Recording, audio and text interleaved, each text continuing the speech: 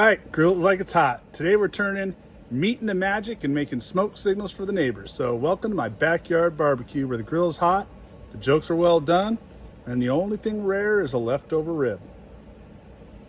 So today, these are super easy, but they're going to be done on the Green Mountain. If you don't have a smoker, a barbecue will work, an oven will work.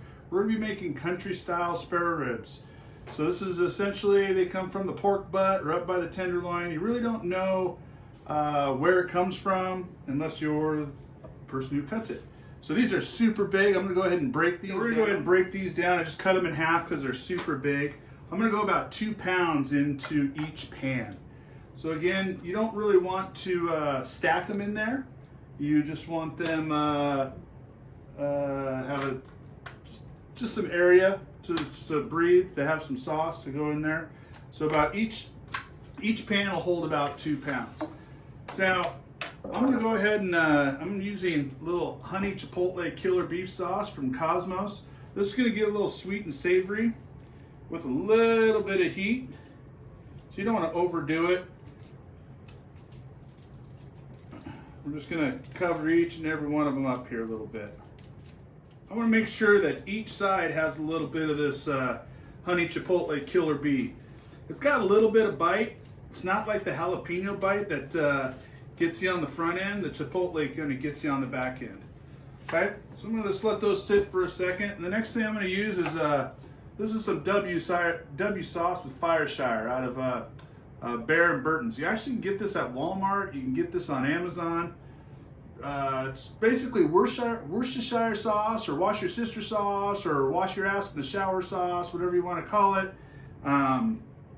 With a little bit of bite. So I'm just gonna kind of drizzle a little bit over all of this.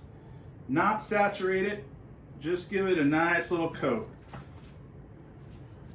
gonna turn it around. Again, make sure there's a nice little even coat on all of it.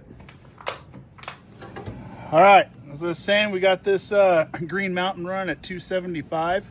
We're gonna go about an hour, hour and a half. We're gonna check them in about an hour. We're probably gonna flip them about 45 minutes in. But they're super thick, so I just want to make sure they don't get burnt. I want to make sure that they're going to be about 150 when I pull them. All right, I went ahead and did 2 pans, and we're going to make these literally like you would of a bone-in rib. I'm going to make sure they're spaced out. Obviously, everybody should know what their hot spots are on the grill. You don't want the skinny ones in the hottest portion of the grill. And you don't want the thick ones in the coldest portion of the grill. So my grill runs pretty warm over here on the right hand side. So we're gonna go ahead and put these big thick bag daddies over on the right hand side. So they are going to, we're gonna swap that one out for this. There we go, look at there. Flex and adjust, flex and adjust. Okay, we're gonna get these things going. Again, we're gonna be for about an hour. Check them, turn them, pull them. Then we're gonna baste them. Okay, looking good, looking good. So these are right about, this big one here is gonna be pushing right about 150 or so. This is about 140-ish, 148. I think that's right about done. So we're gonna go ahead and pull these right at 150. Okay, we're gonna head, again, keep them separated out. Filling up 2 pans, and then we're going to go ahead and pretty much baste these. I'm going to add a little bit of sauce. I'm going to cover it, and we're going to go back in here for about another hour and a half. So here we go. Okay, as I mentioned, we pulled them at about 150, between 150 and 155 on the smaller ones. I'm going to go ahead and put I'm using Heath Ryle's apple habanero glaze. And then I'm also using, I really like this Heath Ryle's sweet barbecue. So I'm gonna put a little bit of sweet barbecue on there, just a tad. We're not going to soak them like burnt ends. We're just gonna baste them a little bit. We're just gonna cover them, and then after I put that on there, we're gonna mix it around, and I'm gonna put some habanero, apple habanero, obviously some fruit, a little bit of spice, a little bit of kick, obviously a little bit of savory. You can use a maple, you can use a honey if you like a little more sweet. And then we're gonna kind of go from there, and I'm gonna cover it. And then we're gonna go put it back on the Green Mountain at 275. Okay, as I mentioned, just nice and easy. We're just gonna put a little bit of sauce.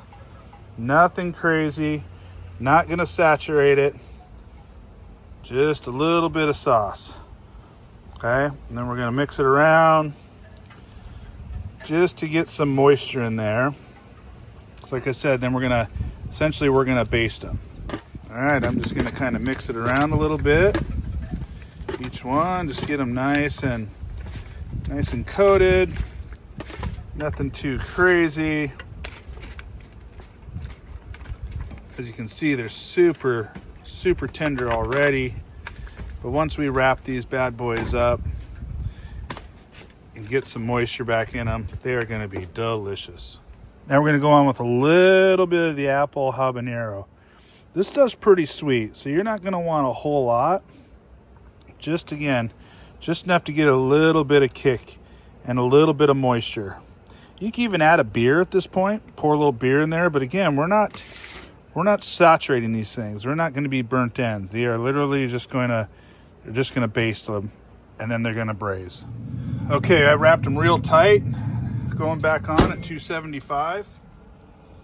We're going to go for about another hour and a half. Okay, it's been an hour and a half, 275, and they've been wrapped, so they've been braising. They're going to be super moist. We're going to take a look and see what we got. All right, as I mentioned, 275. And look at how, they're still a little bit tender. They're not quite tender enough yet. All right, let's see what the temp is.